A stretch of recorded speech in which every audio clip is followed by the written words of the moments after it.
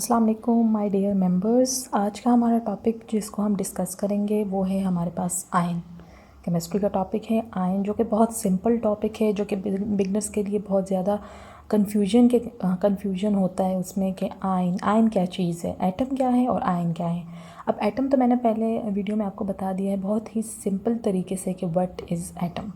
ठीक है, उसी वीडियो में मुझे कमेंट में आया है कि आयन के बारे में बताइए, तो आज मैंने आपके लिए आयन का टॉपिक तैयार किया है।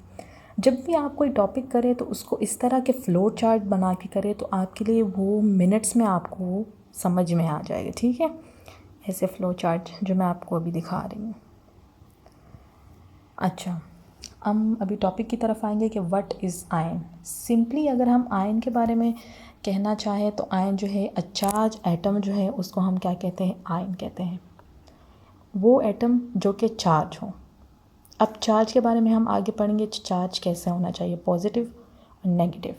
ठीक है, दूसरा हम इसको डिफ़ाइन इस तरह करते हैं कि जो फुल डेफिनेशन है जो कि इसके हमारे पास वो है एन एटम और molecule with a net charge due to loss और गेन ऑफ वन और मोर इलेक्ट्रॉन्स। वो एटम या मॉलिक्यूल जो कि जिसके ऊपर नेट चार्ज आ जाता है, किस वजह से, या तो वो लॉस करता है या हमारे पास गेन करता है क्या, इलेक्ट्रॉन्स। क्योंकि एटम एज अ होल, मैंने आपको इसके पिछले वाली वीडियो में बता दिया था कि एटम एज अ होल क्या है, वो हमारे पास न्यूट्रल है। तो वही एटम जब कोई इलेक्ट्रॉन लेगा तो वो नेगेटिव हो जाएगा, और वही एटम जो इलेक्ट्रॉन देगा तो वो उस पर पॉजिटिव चार्ज आ जाता है। वो हम बाद में डिस्कस करेंगे कैसे। पहले हम इसकी तरफ आएंगे, चार्ज एटम। चार्ज से हमारी मुराद उसके ऊपर कोई चार्ज होना चाहिए। तो वो चार्ज या दो ही चार्ज होते हैं हमारे पास, या तो पॉजिटिव या नेगेटिव। अब वो चार्ज अगर पॉजिटिव होगा तो उसको हम उस आयन को हम कहेंगे केट आयन। और अगर वही एटम है, वही आयन है, लेकिन उसके ऊपर क्या आ जाता है, नेगेटिव चार्ज, मतलब वो इलेक्ट्रॉन ले लेता है, तो उसको हम कहते हैं एन आयन।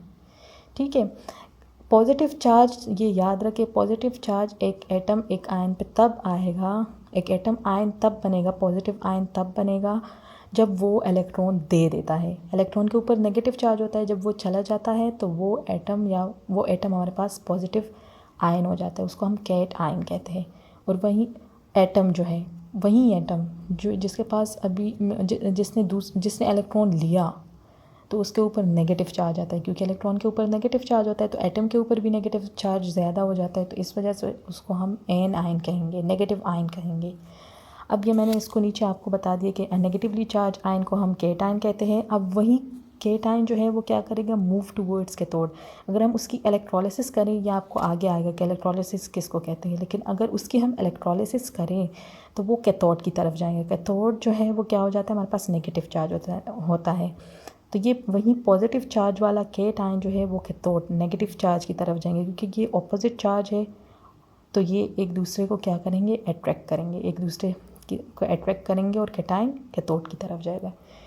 यही है यहाँ, यही माजरा यहाँ पर भी है। एनायन जो है वो कहाँ जाएगा, एनोड की तरफ जाएगा, क्योंकि एनोड पे पॉजिटिव चार्ज होता है और एनायन पे नेगेटिव चार्ज होता है। दोनों चार्ज एक दूसरे को अट्रैक्ट करेंगे, और एनायन जो है वो इलेक्ट्रोलिसिस में एनोड की तरफ जाएगा।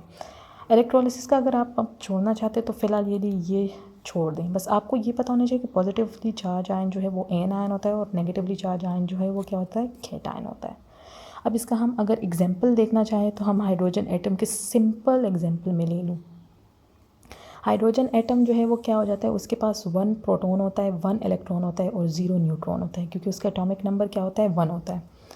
अब ये 1 जो है इलेक्ट्रॉन और 1 प्रोटॉन पे पॉजिटिव चार्ज, इलेक्ट्रॉन पे नेगेटिव चार्ज, ये एक दूसरे का इफेक्ट कैंसिल आउट करके हाइड्रोजन एटम जो है वो हमारे पास जो है वो न्यूट्रल होता है, उस पर कोई चार्ज नहीं होता। ठीक है, अब वहीं हाइड्रोजन एटम से अगर ये इलेक्ट्रॉन गया तो उस पर कौन सा चार्ज आ जाएगा, क्योंकि उसके पास तो सिर्फ प्रोटॉन ही बच जाएगा, न्यूट्रॉन पे तो चार्ज ही नहीं, उस पर 0 चार्ज है, तो वो हमारे पास पॉजिटिव हाइड्रोजन बच जाएगा। तो उसको हम कहते हैं H+ कैटायन। ये हाइड्रोजन हमारे पास क्या है, कैटायन है। ठीक है, इसी तरह अगर दूसरा हाइड्रोजन है हमारे पास, ठीक है, हमने दूसरा हाइड्रोजन एटम ले लिया, वही हाइड्रोजन एटम, उसको हमने क्या किया, उसके साथ 1 इलेक्ट्रॉन है, 1 न्यूट्रॉन है, 1 प्रोटॉन है और 0 न्यूट्रॉन है। तो जब ये दोनों एक एक होंगे तो ये तो एक दूसरे का इफेक्ट कैंसिल आउट करके हमारे पास atom as a whole neutral आएगा। लेकिन वहीं उसमें हम दूसरा इलेक्ट्रॉन ऐड कर दें हाइड्रोजन में, वैसे ये होता कम है लेकिन होता है। तो किसी भी प्रोसीजर में या किसी भी रिएक्शन में इसके साथ हमने एक इलेक्ट्रॉन ऐड कर दिया और इस हाइड्रोजन एटम ने वो इलेक्ट्रॉन ले लिया, तो अब इसके पास 2 इलेक्ट्रॉन हो गए। इसके पास नेगेटिव चार्ज कितने हो गए? 2 हो गए।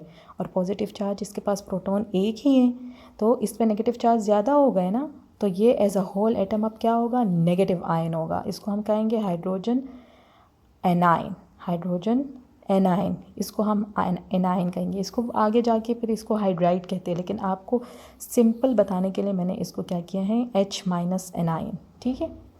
अब मुझे उम्मीद है आपको एनाइन की समझ मुझे उम्मीद है आपको आयन की समझ आ गई होगी कि आयन किसे कहते हैं। बहुत ही सिंपल है। आयन जो है एक चार्ज एटम है, उस पर या तो पॉजिटिव चार्ज होगा या तो नेगेटिव चार्ज होगा। पॉजिटिव चार्ज वाले आयन को हम कैटायन कहते हैं, नेगेटिव चार्ज वाले एटम को हम क्या कहेंगे? एनायन कहेंगे। पूरी फ़्लो चार्ट है। आप इसी तरह अपने आप के लिए आसानी पैदा करें, फ़्लो चार्ट बनाएं और उससे आप सीखें। ठीक है। Thank you. आप मेरे चैनल को सब्सक्राइब करें, लाइक करें और बेल आइकन प्रेस करें कि आपको जो भी अगले वीडियोज़ आएंगी आपको उसकी नोटिफिकेशन मिलती जाएंगी और आप अच्छे से आसानी से एक सिंपल टॉपिक को जो आपके लिए मुश्किल बनता जा रहा है उसको आसानी से समझ सकेंगे। Thank you. और मुझे कमेंट में बताना नहीं भूलिएगा कि आपको कौन से टॉपिक को सिंपल तरीके से समझना है। अल्लाह हाफ़िज़।